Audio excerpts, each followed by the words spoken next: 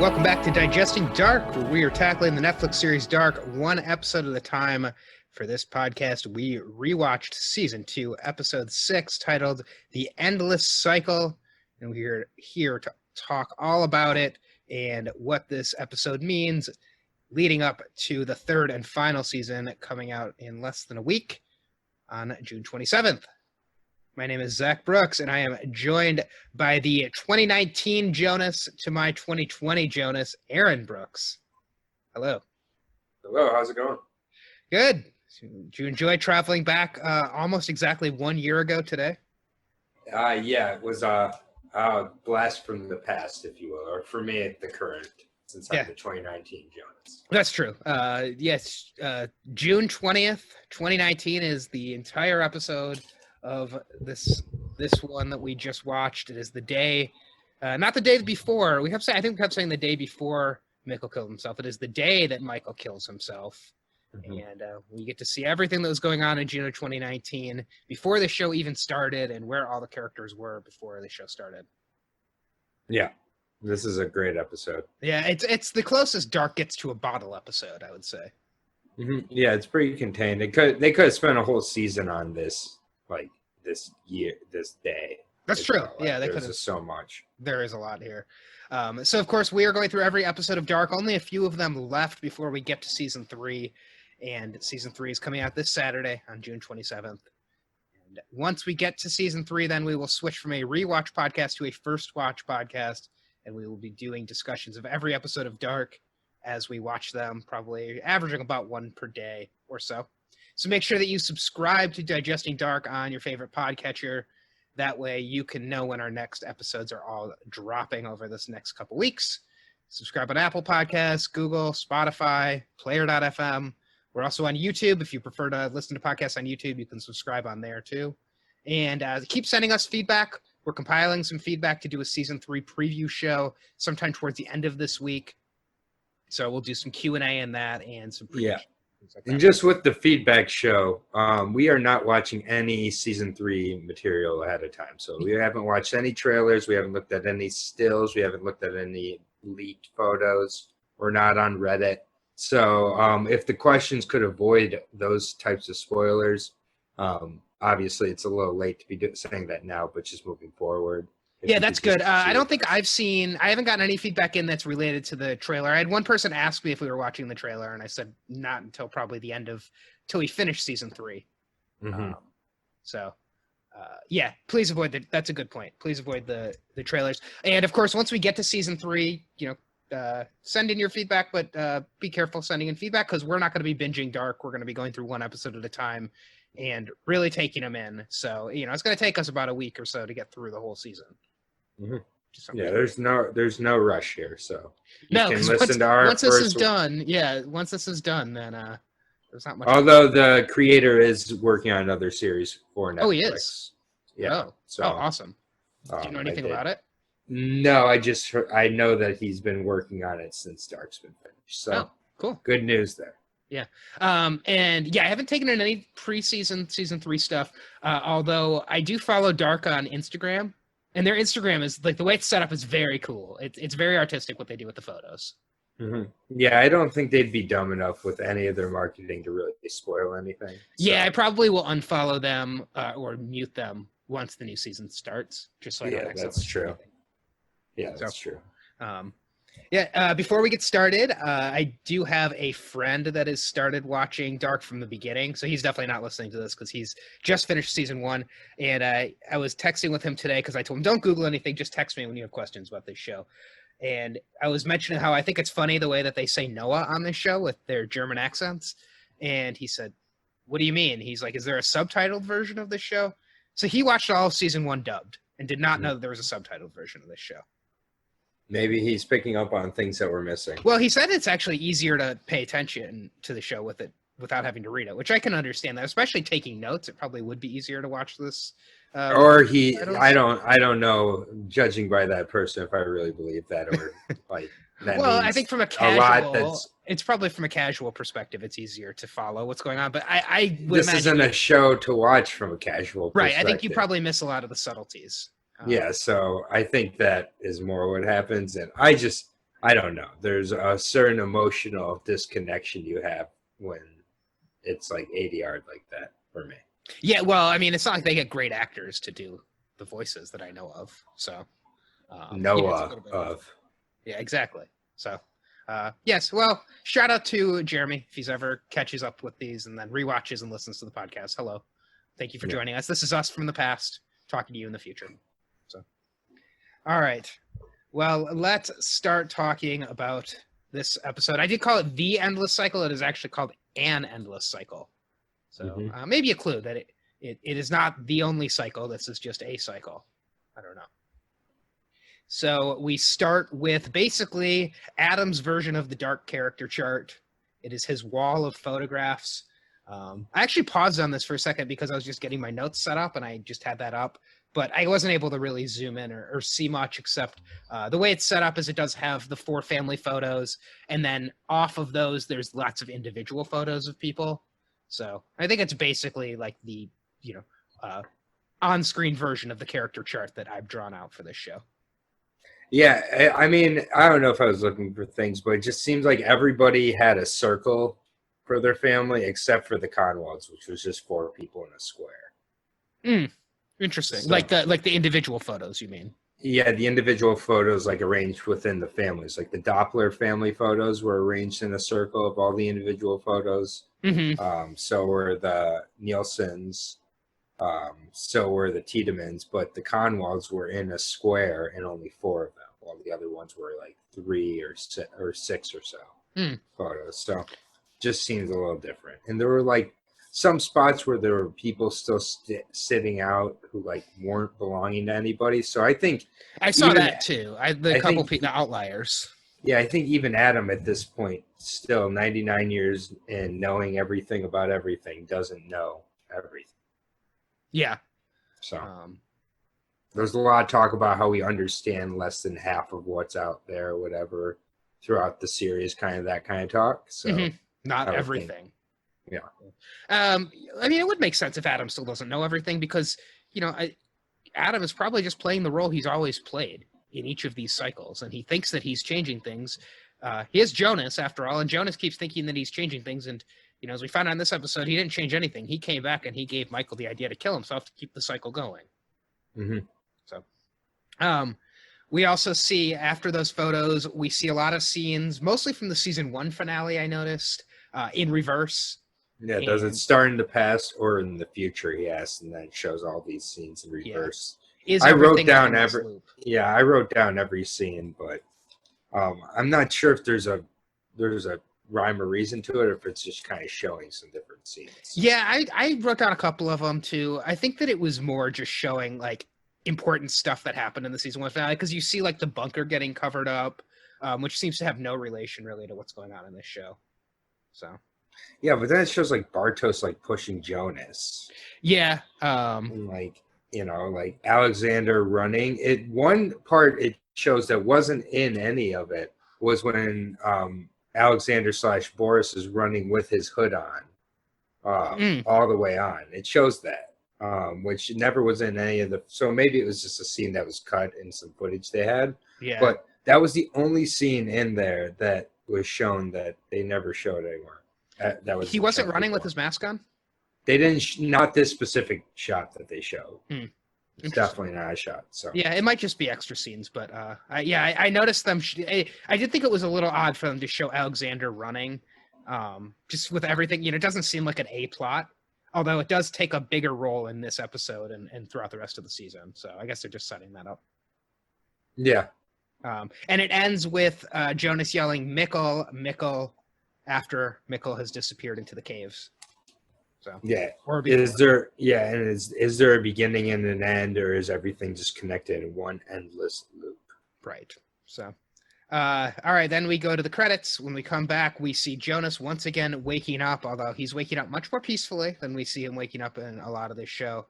And probably the first time you're watching this, you're curious if like Jonas's consciousness went into this Jonas, like which version of Jonas are you seeing? Of course, this is actual present time Jonas in 2019, sweet innocent Jonas before his world collapses and time travel starts taking over his life. Yeah, and just one last thing with the reverse scene. The only thing that wasn't shown in reverse is when Michael hangs himself. That's still shown in regular I did not pick up on forward. So everything else is shown in reverse, but it's not like Michael goes from being hung to unhung. He still hangs himself, and that still happens. Maybe saying that that specific event is what changes everything, and therefore is why it can never be changed. that. Yeah, I guess I mean they take the thought that event is what triggers everything. Although I don't know if you can really. I mean, it is a part of this, but I think there are lots of events that trigger everything in this. So it's really hard to know where the actual. Well, I think they say certain moments in life change everything. So this is one of those. Yeah, it's not the only. So, all right. So then, once Jonas wakes up, he goes downstairs to have some breakfast. Has little frosted flakes, which German frosted flakes are still frosted flakes. And then as he's pouring it, he closes the fridge, and Michael sneaks up behind him and says "boo," like a ghost would. It's a nice little touch, as considering the skeleton costume that Mikkel wears, and just the fact that Michael is going to be a ghost for Jonas very soon. He also says, "Good morning, sleepyhead." My favorite phrase. Good morning, sleepyhead. Just your favorite phrase, just in general. I've brought it up a few times on the podcast with the radio announcer saying. Oh, you're right. Yeah, it's a really specific phrase. Also, Ines said it to Mikkel at the beginning when she first met him, and he woke up. So it seems like a specific phrase. Sleepyhead. Oh, interesting. Good morning, sleepyhead. I noticed him say it in this, and I had forgotten that he had said it at other times in the show. Well, he hasn't. Other people, have. Yeah, people in the show. So 3 different people have said it. But do you think we're going to get a reveal for who the radio announcer is? I don't. He's kind of been missing since the first season, so I think he was just a good narrator until Adam came in, because Adam seems to have taken over the role of updating at the beginning. So Jonas lets Michael know that his plan today is he's going to go to the lake, and Michael lets him know there's going to be a storm. I thought about this. This was interesting that Michael probably knows there's going to be a storm. He's the only one really who brings up the storm. Nobody seems to be expecting it. And Michael knows there's a storm because Mikkel knows there's a storm, because Mikkel slept through the storm. Also sort of reminds me of a little Back to the Future nod where there's a big storm in the past. Yeah, and anytime travel happens, there's a storm. So anytime the passage is there's a huge storm. That storm is happening because Claudia is there, you think? Yeah, and then because Mikkel goes back. Jonas goes back. Or Jonas goes back, right. Yeah. So, of course, the storm doesn't happen until later. It doesn't happen while they're at the lake. But Jonas can wear the jacket, so the future Jonas can wear the jacket. Right, yeah. And when... go ahead. So that night there's going to be a anniversary party for Katerina and Ulrich as well. Hannah is trying to convince Michael to go, and Michael does not want to go. No, he just stares ahead looking really serious about it. He's just very off, as we'll see more and more in this episode. Then we cut over to Katerina and Ulrich. They are in bed together getting up. They seem much happier than they are in the present timeline, obviously. And even when we first meet them in the first episode, they're just, it is their 25th wedding anniversary. And they're happy, although she doesn't want to have sex. Yeah, and a couple things I noticed with Michael. As he was making his coffee, he's trying to hide his hand. Then when he finally sees Jonas's jacket, dropping his coffee cup. Oh yeah, so losing it, saying he has deja vu. Right. Yeah. So I skipped ahead of that stuff. I read Katerina and Ulrich's party, and I said they seem happy. So that actually happens later. So we do stay in the kitchen for a little bit longer. And Michael freaks out about.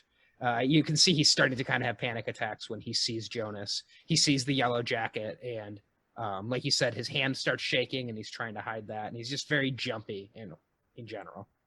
Yeah, he says he has deja vu, and then Hannah, as he says that, Hannah's over behind Michael, staring over Michael's shoulder at Jonas as he says it. Mm-hmm. That he's having deja vu. She's like looking like she knows what's going on here.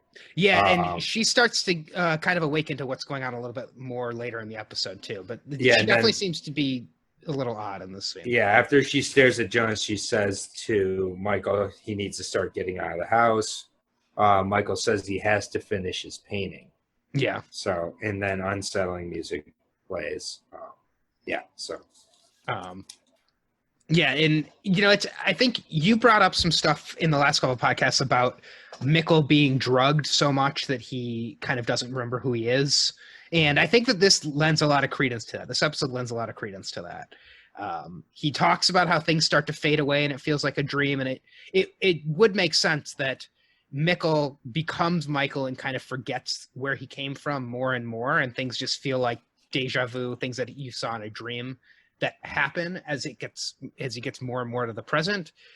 Because that's really the only way that Michael could have lived in this community for this long with his parents there and his siblings and then a younger version of himself as well.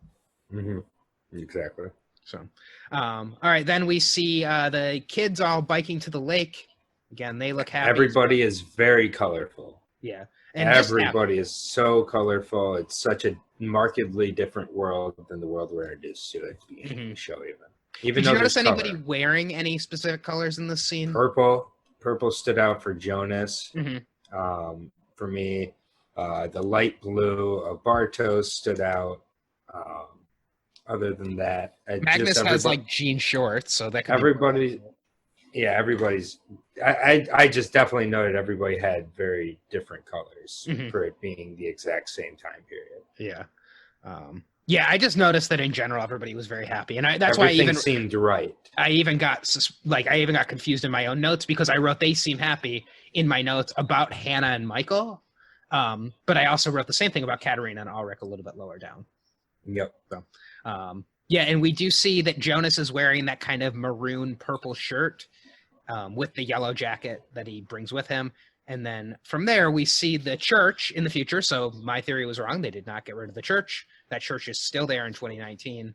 And future Jonas with the scar around his neck, the purple shirt and the yellow jacket comes walking out of that church. Mm-hmm. So, I guess my great theory that they got rid of the church and put the power plant in its place is not the case. But yeah, it was a nice try though. Yeah, that would have made a lot of sense. I'm curious why we haven't seen much of the church before and how much of the church we'll see for the rest of the season. So, yeah, I don't remember. Then we go to the Nielsen house, Katerina and Ulrich. So Katerina does not want to have sex. Ulrich is trying to.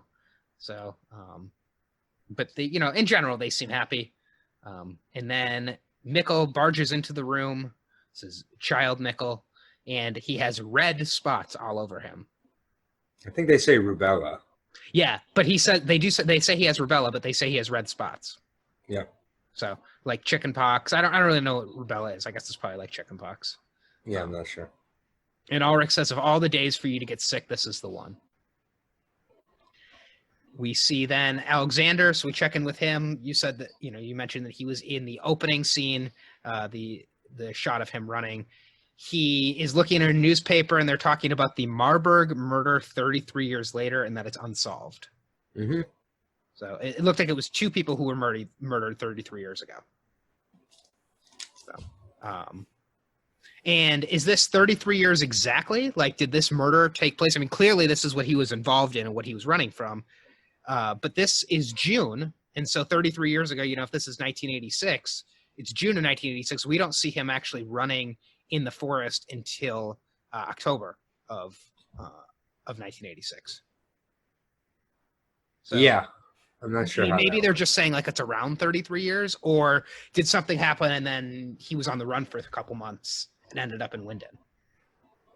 Yeah, I don't know because it looks like he's getting shot fresh off that, so I'm not sure. Right. So let's see. Marburg is a town in Germany. So this was a murder that happened not in Winden. So, and it still remains unsolved to this day. Of course, we're going to find out that is what Clausen is there to investigate. Mm-hmm. So Then we see a scene with Charlotte and Peter. She's confronting him, and Peter says that he was at the nursing home. And he tells Charlotte, I get nothing from you. It's like you're dead in there. And she tells Peter that she thinks it's best if she goes to Katerina and Ulrich's party alone. So I guess this is after she's already once caught Peter cheating on her. And of course he still is. But he uses the excuse that he's at the nursing home with his father as what he's actually doing. So then we get a really good scene with the kids. They're at the lake and they're just playing around, hanging out at the lake. Bartos tells a story about a woman who once drowned in the lake. Yep. And that you can still see her sometimes when the light hits right. So that's going to end up being somebody important. Yep. Right. Like that's they don't just mention that for nothing. So we don't know who that woman who drowned in the lake is. Maybe it'll end up being Martha. I think that would make a lot of sense. Yeah, I don't know. I think it could be. Yeah, I think it could be maybe Hannah when she travels back to the 50s. One of the times Hannah travels back to the 50s, and maybe Katerina travels back to the 50s and finally gets her hands on her. That would actually make a lot of sense if it was Hannah. Like Hannah. Because Hannah needs to not be around by the 80s. So if she goes back to the 50s, she's not there in the 80s. So maybe Egon's affair with Hannah goes sour and Egon ends up doing it. Mm-hmm. And this is what drives Egon to become an alcoholic, and maybe you realize how he's not this innocent person.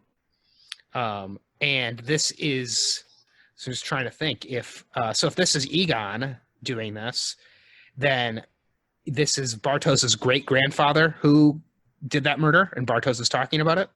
Yeah, exactly. And because they find the Christopher pendant later, right? Again, and this Christopher pendant is so huge. So someone in the third season is going to be wearing that Christopher pendant, and probably whoever gets killed at the lake wears that Christopher pendant, if I had to guess. So whatever character's wearing the Christopher pendant at the beginning of season 3 in 1950s is dead at the lake. That's my theory. Or they're the killer and they drop the Christopher pendant. No, yeah, but they talk about it. I mean, most likely it's going to be a woman wearing the pendant. Well, yeah, but a woman could kill her, I guess. She could drop it too. Yeah, I mean, I did not notice the pendant as much the first time through, but I definitely noticed it a lot, especially in this episode. And the fact that they find the pendant washed up on the shore and it's buried there is Jonas finds it, of course. Yeah, so it's definitely reaches down and almost Yeah, it's definitely been there for 30 years. Or more. So I just whoever has a pendant is definitely involved with the lake. Mm-hmm. My guess is that Egon kills Hannah at the lake. Yeah, I do like that theory. I think that makes a lot of sense. So, to be determined, but yeah, it seems like we're definitely getting a setup there. Then we have Martha and Jonas talking on the shore, and she's asking him, if his parents are happy or if they've just learned to put up with each other, which seems like it's the case with all these parents that we find out they're just putting up with each other. Everybody's sets of parents, except maybe not Alexander and Regina. They seem like they actually like each other. But the rest are just putting up with each other, it seems like. Yeah. And this is when Jonas finds the pendant of St. Christopher, the patron saint of travelers. Then we see a future version of Jonas. We'll say Jonas 2020. We'll just call him that. Jonas 2020 is at the cross street. And just like we always see with people at the cross street, a car drives up behind him. Mm-hmm. This time it is Ulrich and Katerina. They drive up behind him. They're taking Mikkel to the doctor. We don't even realize Mikkel is in the car, and then we hear somebody offer Jonas an ultimate fist bump. Yeah. So, of course, the ultimate fist bump comes back once again. We did hear that in the very first episode in the first season. And Jonas and Katerina, they obviously think that Ulrich and Katerina definitely think that Jonas is the 2019 version of Jonas. They don't really realize that he looks a little bit different. They offer him a ride because they thought that he was supposed to be at the lake, and he declines. He says he'll get there. And they're talking, they're kind of dancing around the fact that Martha's in love with him, and even Mikkel just comes right out and says it. Mm-hmm. And says everybody knows Martha has a crush on him. So. Right. Yep. And before they leave, Ulrich tells Jonas, "Get back to it, Romeo." So another reference to Shakespeare. Of course, these are lovers who are not supposed to be together because of their families. Yep. So then we see Magnus. He is taking a piss on a tree, standing very close to the tree, I noticed. And he sees some woman upside down in the water, especially after we just heard about somebody drowning in the water. Now, could it be that Francisca is the one who's going to end up drowning sometime in the past? Could be. Maybe Magnus does it. Or maybe Adam, because Adam does have that pendant by the end of the episode. Yeah, true. So he sees Francisca lying upside down in the water. We don't really know why. I guess this is just her way of coping with the hard times in her life. Yeah, she's just kind of weird. Yeah. And she stands up. She's naked. And Magnus seems like he's interested, but also is like totally freaked out and runs away. And this is what... he said something kind of interesting here. He says, I thought you weren't breathing, and then he said he saw a dead body. Right. So where did he see a dead body? Well, I think he thought she was a dead body. Is that what he's saying? Because he said, okay. Yeah. Because I mean, he phrases just said it weird. Yeah, he said that he saw. Well, he's a a dead weird body. guy. So he said it completely wrong. Yeah, because Magnus is a weirdo. Okay. I mean, this is the most Magnus has ever done in this show, by the way. Yeah, this one spot where he almost saves somebody's life. Mm-hmm. So yeah, I mean, Francisca is just a weird girl, but she also is aware of her parents, her father cheating on her mother. Yeah, she smiles as he walks away, and like it's like I got him, like type of thing. Right. Well, and by the end of this episode, Magnus is Facebook stalking her and obsessed with her. Mm-hmm. So, mm-hmm. But good for Magnus. He did something this episode. Then we see Martha. She's now laying on the beach next to Jonas, and she's reading Adrian, which is what we talked about that in the last episode. That is the story of the woman who's getting chased by the Minotaur, which is a monster in the labyrinth. So, probably pretty symbolic of this show in terms of the show being a labyrinth and who is the monster that's chasing Martha. Yep. And she asked Jonas, she said, "Wouldn't you love to know what's coming next?" I thought this was weird for her to ask this. I mean, it makes sense why she would, but yeah, it's an odd question, especially considering where their lives are going to go over the next year and a half. Yeah, and she says, and then Jonas is like in the future, and she says just like the next 5 minutes or so. Right. So sometimes she gets the feeling something is happening. And then Jonas has to go help Enos with a tablet. Yeah. Before that, though, Magnus runs through between them yelling attack. Mm-hmm. I don't know what that meant. I mean, was he being attacked by bees? Is he just like really weird because he just saw Francisca naked? I mean, is he just weird because he's Magnus? I think he was yelling it out to Bartos because he was going to go play like volleyball or whatever with him. In the water. I think he's, again, Magnus. Don't look into anything Magnus is doing is my advice. Yeah. All right. Well, and one thing I noticed too is like, where are Magnus and Bartos this whole time? I mean, Jonas and Martha are sitting on the beach for a while, like long enough that she dried off and got dressed and started reading, and then they have like these intimate moments, and Bartos and Magnus are nowhere to be found. Yeah. Well, they're in the water the whole time, throwing the yellow ball back and forth. You can see it was a yellow ball. That's a good point. Yeah. So, yes, Jonas says he has to go and teach Grandma Innes how to use a tablet. Mm-hmm. The only mention of Innes that we really get besides pictures of her in a photo. So she's nowhere to be found during all of this. You would think that they would have shown her at some point, especially if he's going to go teach her how to use a tablet. You'd think we would have checked in with her. And then Martha asks why he has the raincoat. Jonas just pointing out again how no one was expecting this to happen. Except Michael. Yep. So, and right after that, so, probably 5 minutes after Martha said she wanted to know what would happen in 5 minutes, Jonas 2020 comes and takes Jonas 2019's place. And he's talking to her, talking about how he thought he had more time. And he says, it's weird that people say the phrase "to have time" when time has us. Mm-hmm. So, Then Jonas tells Martha the line that we have heard multiple times during this season: "You and I are perfect for each other. Never believe anything else." Yep. He kisses her, and then it's sad music that plays. Yeah, and he has to go. So I thought this line was interesting because we've talked about bootstrap paradox with a lot of things, and we will, when we get to everything with Michael and Jonas that happens in this episode. But even the bootstrap paradox of the line, "You and I are perfect for each other. Nobody else believes this." This is almost a loop, but this actually does come from somewhere. So this version of Jonas first heard this line as, when he woke up earlier in the season to a dream where he had that dream and he heard that line. Then we've also seen the stranger wake up and have that line, and Martha also wake up to that line.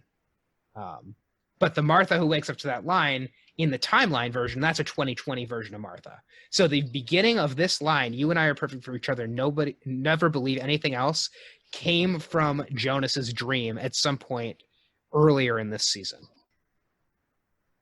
So what does that tell us?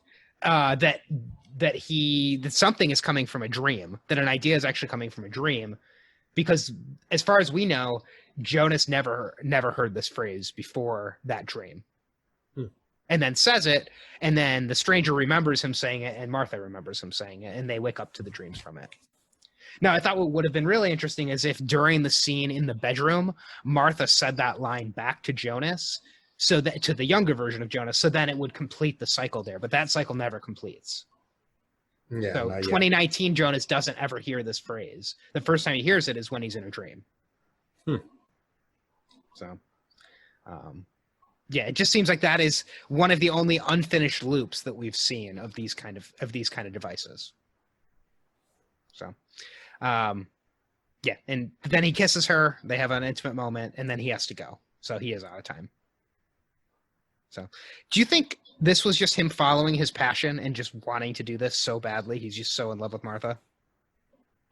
It's always what he did. Yeah, I guess.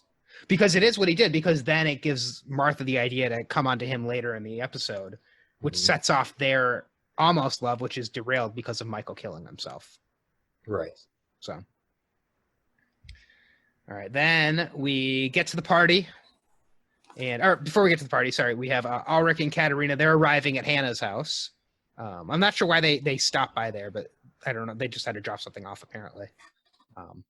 And Katerina mentions that it's been 25 years since they got married, and it's crazy. So 25 years. This is 2019, so 25 years would put us where? 84? Or no. 94. 94. Yeah. So, Yep. Yes, June 20th, 1994. Do you think we're going to go back to 1994 in season 3 and see their wedding day? I don't know. I didn't really think about that. Yeah. Perhaps. It would take us completely off the 33-year cycle to see something in the 90s. Well, that's what that time machine has opened up from Adam, though. Yep. Yeah, and Mikkel says he needs to use the bathroom. And this is when Hannah gets her deja vu, so she's staring at Mikkel and clearly is getting some sort of, deja vu, feeling like she's remembering something from a dream, recognizing Mikkel from when she was a kid and she saw him in season 1, thought he was Michael. Yep. And apparently she hasn't seen him in a while. I guess, they're good friends, but it seems like they just don't, he's on a growth spurt. So, and she mentions that he's grown so much. So it's just one of those where, he was like a very young child the last time she saw him. Now that she sees him, he actually looks a lot like what her husband looked like when they first met. Mm-hmm. So, and Ulrich mentions that he eats like an ogre. Thought that was an interesting way, as we're talking about ghosts and monsters, calling him an ogre is a good way to mention it. Yeah. So, and he takes after his mother. Mm-hmm. Then we see Mikkel walk into the house where he's going to live very shortly when he goes back in time, when he lives with Ines, and it's just everything seems a little off. He's kind of looking around. It's almost like he's getting deja vu being in there. I felt like. Future affects the past, past affects the future. Yeah, I mean, maybe he just got a feeling that he was so close to his other self. Maybe that's what he was feeling. Yeah, because when he sees him, he takes off. Right. Well, and before then, he goes to the bathroom and he's peeing, and then Michael is actually listening to him in the bathroom, which is kind of a weird thing to do. I guess he just wanted to be close to his former self. Yeah. I think through all of this, we're just not sure how aware Michael is of who Mikkel is. Like, he clearly knows there's something up with him. Do you think he knows all of this? Like, do you think he's put everything together at this point? I think he knows, and he wants to change it, but can't, and doesn't know why he can't. Right. Like, I guess him listening to him in the bathroom, really, like, what he was hoping to do was to go in there and tell Mikkel, like, don't go back. And then when he looks at him, even, he wants to tell him, but Mikkel takes off. Right. And to Mikkel, it's just like, this guy's really creepy. So, and then as we were leaving the lake, Bartos stops Martha to talk to her and says that he can't come to the party because of dinner with his mom and his dad. So, they're not letting him come to the party for whatever reason, and they're not going. I guess, Regina probably wouldn't want to celebrate Ulrich and Katarina's wedding anniversary. It's probably just that. Yeah, I don't think they're friends. So. Yeah. I mean, really, Bartos is kind of more of the Romeo and Juliet. If you think about the family, the Tiedemann and the Nielsen rivalry, that's a lot more like Montague Capulet than Jonas and Martha is. Yeah, that's true. But before they leave, Bartos lets Martha know that he really likes her hair. So that way. That way, yeah. As opposed to what way? Not coming out of the lake, apparently. Maybe it's like another hint to alt worlds and how the hair is different in the alt world versions of people. But do you think Bartos has traveled at this point? Probably between worlds, yeah. You think so? So you think he already knows what's going on with some of this stuff? I mean, maybe with Bartos, yeah. I think he knows a lot. I mean, maybe that would explain why he knows about the drowned woman in the lake. Right. Yeah. Could be. I also noted that, Tiedemann's in their hair. Claudia talks about Regina's hair when she was a teenager and how she didn't like it. Then she liked it when she starts taking care of herself. And then Regina starts losing her hair once she gets cancer. And we've got the storm starting as well. So we're starting to get the lightning and the storm clouds coming in. We see Alexander in his office, and he calls Waller directly and tells him he wants him to look into something, but we don't really hear what he's telling him to look into. But he's looking at the newspaper clipping of the murder that's still unsolved. Maybe he's looking into who's writing about it. I don't know. Or maybe investigating that. Just people involved with it. We know Clausen's going to be involved with that when he shows up. Yeah. So, and that's when we get to the big party. So this was fun to get to see everybody in just kind of a different format. I actually just watched Avengers Age of Ultron, and it kind of reminds me of there's a big party scene in that, and we're getting to see everybody just kind of hang out and be a little bit more relaxed in that scene. And that's what this reminded me of. So it seems like there's very little tension, at least during the actual party. After the party is a different story. Yep. So Hannah is in a red dress. Katarina is in a blue dress with red hearts all over it. At first I thought it was red dots, which would match Mikkel's dots that he has all over him. And Hannah, I think, also brought a red dish with tiramisu that she made. Yep. And then Heaven is a Place on Earth starts playing, and Katarina seems like she's just having a lot of fun. She loves to dance to this song.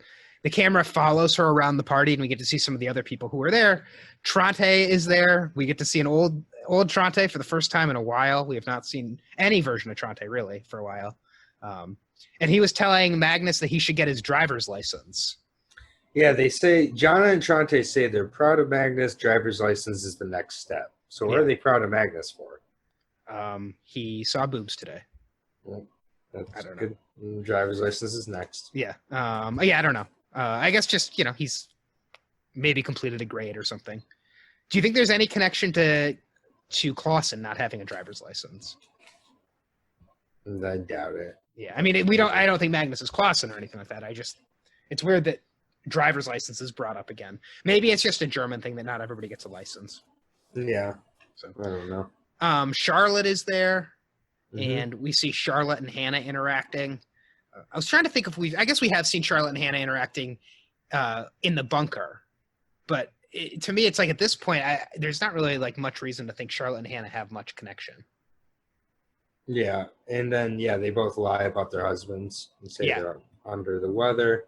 And then kind of the music shows up at like certain parts, like when it says they say in heaven love comes first, we'll make heaven a place on earth. So I just feel like again they're kind of telling you like what the goal of like Adam is like to have like love, like be able to like dictate his life in a way, and then him shooting Martha at the end is like him trying to turn his back on that. But what Jonas has always wanted is for love to be what belongs here with Martha.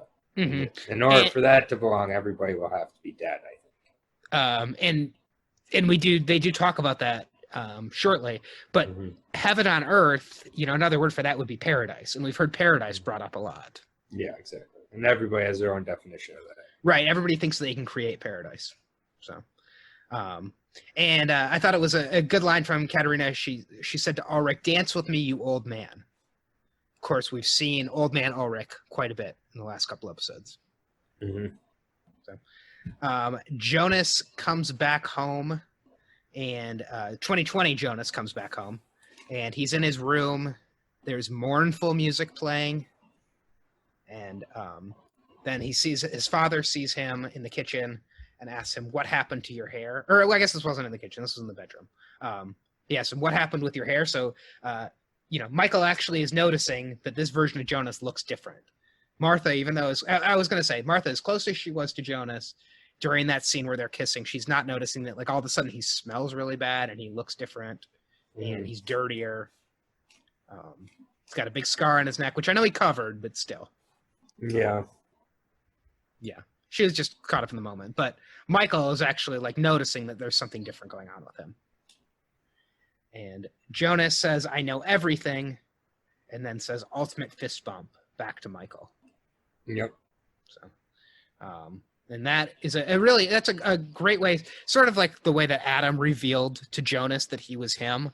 I think saying ultimate fist bump is a really great way to reveal to Michael that you know the truth without just saying it. So, then we're back to the Nielsen house. We're getting the more of the party, and then we're getting "Never Gonna Give You Up" by Rick Astley. So they're all getting rickrolled. It's similar lyrics to Heaven on Earth, right? Like "Never Gonna Give You Up, Never Gonna Let You Go." So, and it's interesting. They're just playing songs from the '80s that we hear during this party. Yep, and Katerina stays with Mikkel during this time. Yep. So so they're watching a photo slideshow. We see some pictures from the 80s, including a picture of Hannah and Katerina at some party or school dance in the 80s. And this is when Mikkel comes down and says that he's not feeling well. Katerina takes him upstairs. So then we go back to the scene with Jonas and talking to his father, talking to Michael. Jonas 2020 talking to Michael. And he says, "I know you're going to hang yourself in your studio. Have you written the letter for me yet?" So this is the start of the bootstrap for the idea of hanging yourself and the letter being written. I guess it's not the start, but this is how Michael gets the idea for all of this. Yeah, and he gives him the letter, which he then reads, just like Claudia gives HG the book. Yep, just like the book. Exactly. And just like some of the other books that we've seen and other things written out that we've seen characters see and then rewrite. So, yeah, Jonas says when Michael kills himself is the beginning, meaning it's not the beginning, probably. Right. He's so sure it is. Exactly. Yeah, no, I don't think it's the beginning. And I was also thinking the fact that Jonas has a big scar from a noose around his neck from when he was hung in the future probably also contributes to Michael feeling like he should kill himself. Like he probably feels like, it's like, oh, if you're telling me to do this, like this is a sign, like this guy talking to me has a big scar around his neck. Like this is what I'm supposed to do. Yeah, that could be. So, and Jonas tells Michael to promise him that he will not kill himself. So promise me, is what he says. Then we go back to the party. Martha and Jonas are together in her bedroom, and she gives Jonas the coin that he found back on a string. So we see that Jonas is receiving this coin on the string. Of course, the stranger a few episodes ago put that coin back on Martha's bed. Of course, that has even more significance, the fact that she found it in her bedroom, because that was where she gave it to Jonas. Mm-hmm. And then they start being intimate with each other. They start making out in her bedroom. And then we cut back to the scene of the episode, I would say. And this is the long discussion between Jonas and Michael. I had to watch it multiple times. Jonas 2020 is asking Michael about the day he went back and asked him what happened. Did he go back into the cave? That, again, I thought was kind of weird phrasing the way he asked that. But Michael says that when Mikkel disappeared, he did not just go in the cave himself, which was something we've discussed on this podcast, and I guess we just both forgot it, that Jonas was there and led him into the cave, took him right to the door and told him, we need to stay here all night. Of course, this is a future version of young Jonas that we've yet to see. Mm-hmm. So, and Michael says that he started to figure things out, but it just, the further away from it got, it faded and became more like a dream.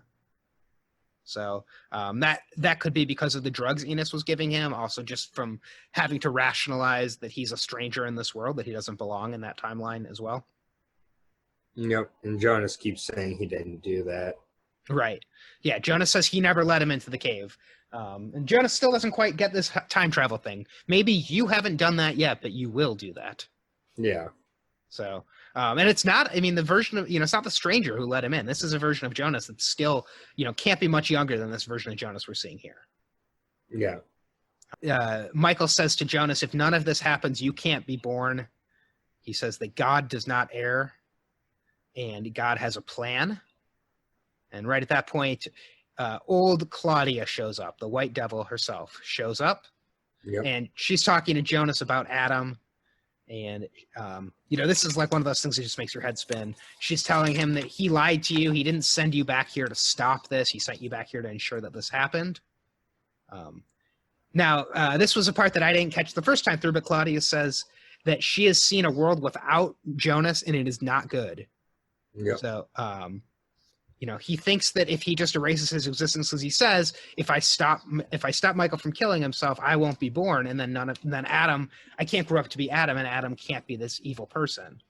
But she says that if that happens, it's actually a worse place. The world is a worse place. Yep.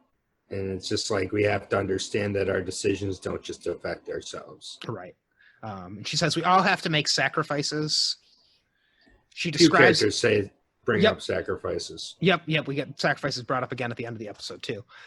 So Claudia says that Adam is the darkness and I follow the light. So that phrase, follow the light, I don't know if we've heard the phrase follow the light earlier in this show at all, but I've pointed out a lot characters that are following some form of light in this show, whether it's a flashlight, a lighter, fire, a lantern, the futuristic flashlight, whatever you want to use, you're following a light. The moral lightness too. Mm-hmm. Yep. Yeah, exactly. And then the symbolic darkness and light. Yeah. And the show is called Dark too. Mm-hmm. So, and yeah, Claudia says that Adam wants to destroy everything. So lots of bombs being dropped in that scene, and Michael is realizing that he needs to fulfill his destiny throughout this scene. So, anything else in that scene? I know there was a lot there. No, you covered it pretty well. Do we see Jonas leading Mikkel into the cave in the next 2 episodes at all? I don't remember. I don't remember seeing that. We'll find out, but if not, I would imagine that we've got to get that in season 3. Yeah. Or maybe that's another decision he makes where he can decide, because it seems like that's one where, Jonas must be totally bought in at this point, working with Claudia, because he's choosing to take Michael into the cave and tell him to stay there for the entire night. Mm-hmm. That also explains why there was a delay between Mikkel walking into the caves and Mikkel walking out in the 80s. Because when that happened in season 1, it was a little weird that he walked in the evening and walked out in the morning. Mm-hmm. So, for whatever reason, Jonas told me he had to stay there all night. Then the storm is starting. We have Hannah and Ulrich sitting on the swing set together. And they're always together for these storms. That's true. Yeah, this is much like how they were together in the 80s when the storm was happening. And the It's conversation exactly. mirrors that. Yeah. So Hannah offers Ulrich a cigarette. Now, one thing I do remember is that Egon and Hannah are going to share a cigarette in the 50s very shortly. So that's what she does with him. And I don't know if there's other examples of her sharing cigarettes with people. But she's in all red. It's very like she's very like devilish in this scene. Mm-hmm. So, and they talk about, is this the apocalypse, which is just a thunderstorm. But yeah, which is the same thing that they asked already in the 80s. Yep. And this time, instead of Ulrich saying he wishes for a world without Winden, it is now Hannah saying she wishes for a world without Winden. It's just a case of Hannah trying to pander to Ulrich, I think. Yeah, but it's also it's a reverse of their conversation before. And her pandering seems to work. Because then they start hooking up outside the house. Apparently there aren't very many people that are still there. Also, I noticed all like the randos that were at their party, just in general. They have all these random friends that we've never seen before. Yeah, once in a while people show up in Winden besides these four families. Yeah, I wonder if Eric's dad was there. Probably. Yeah, who knows? Yeah, probably not. He's probably working. So we get the return of the split screen, though, while Hannah and Ulrich are going at it. And we see Mikkel and Katerina. She is comforting him in bed. Mm-hmm. So poor guy doesn't feel well. Then we get a montage here. So I wrote down some of the things we get in the montage. We get Peter showing up at Bernadette's trailer. And he gets the sense that somebody's watching them. He looks back at the truck. That is Francisca and her bike watching them. So she followed her dad there. I mean, she knows what's going on. She probably has for a while. Mm-hmm. We get Martha and Bartos.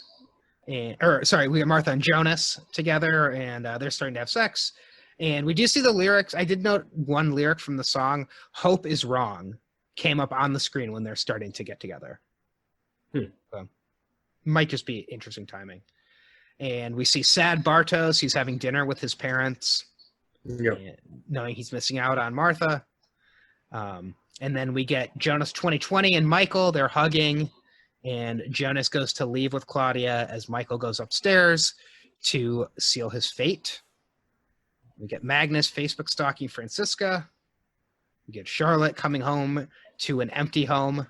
So her family's not there. I guess Elizabeth is probably there. We didn't see Elizabeth at all during this episode. Nope.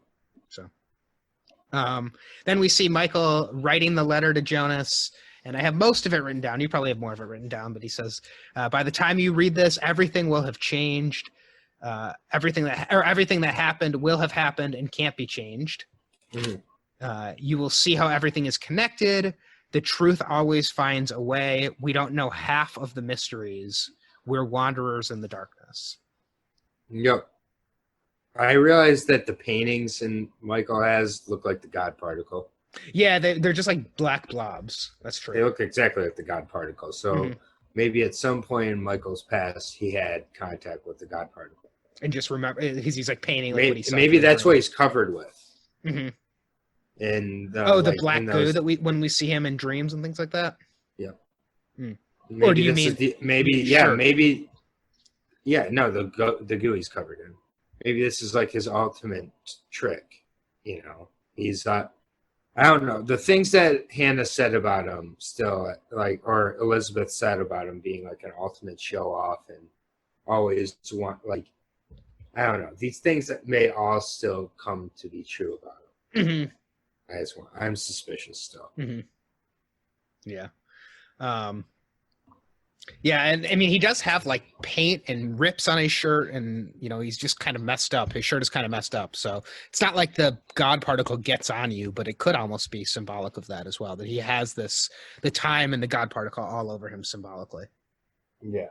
So, then we leave the 2019 timeline. We see, through this we see Jonas being led into the cave with Claudia, and then we cut to Adam. And Adam is looking at that coin, that St. Christopher coin. And two people walk in, one who looks like Jeff Daniels and another who's just a woman with him. And, the guy says, "You could have told him." and you didn't have to let him go on this path like this. And Adam says that that they need to get ready because the last cycle is about to begin. And as Adam leaves, the woman who is unidentified says, "Magnus, we all have to make sacrifices." Mm-hmm. So I think it's probably a safe assumption to say that's Francisca, but we do not know for sure that that's Francisca. I mean, I don't know who else that really could be. Yeah, I think it's safe to assume that's Francisca. Yeah, and I mean, I was thinking about it too because their ages, right? So they are, they're middle aged, right? They're probably the same age as the stranger is when we see him. So they're probably 33 years older than their teenage selves. And the reason why Adam is so much older than them is because the stranger takes them at the end of this season, and so the stranger is already 33 years older than them. So that's why. As they age 33 years, the stranger becomes Adam, and Magnus and Francisca become this version of themselves. Yep. So, we get a lot in this episode, and we are set up to be back on the path to the next 2 episodes going towards the quote unquote apocalypse that's going to happen in Winden. Yeah. So, I was wondering if we were going to get something with Waller, because Waller says that he had an incident that happened in the summer when he lost his eye, and I knew we didn't find out about Waller, but I just wondered if we were going to maybe get something with him. No. So, no, we did not. He did say it happened over the summer, though, so whatever Alexander put him to do, it might be that that's what caused him to lose his eye. Could be. Yeah. We might never find out. So. All right, so that wraps up An Endless Cycle. And the next episode is going to be called The White Devil. Obviously, that refers to Claudia, and we are going to have Egon meeting his fate in that episode as well. Do you have anything else to add to An Endless Cycle? No.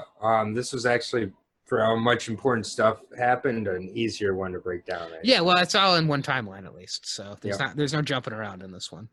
Yeah. So. All right. Well, we will be back with our next episode, which is going to be season 2, episode number 7, The White Devil, probably tomorrow with that one. So make sure you're subscribed so you know when the next one comes out. Yeah. And send us in your feedback for anything from season 1 or season 2. You can get at us on Twitter. I'm at BrooksZA. And I'm at Aaron J.Y. Brooks. Yep. And we're glad to have you with us. We're excited for season 3 to start. Yeah. Oh, thank you. Yep. Almost forgot. Always. All right. Go for it. My MVP, I guess it's got to be Michael/Mikkel. This is his episode. So. Yeah. All right. I think that, it's lots of revelations in this one. I can't give it to Jonas in this because he was supposed to change everything. Instead, he just got everything going. So I will give it to Claudia.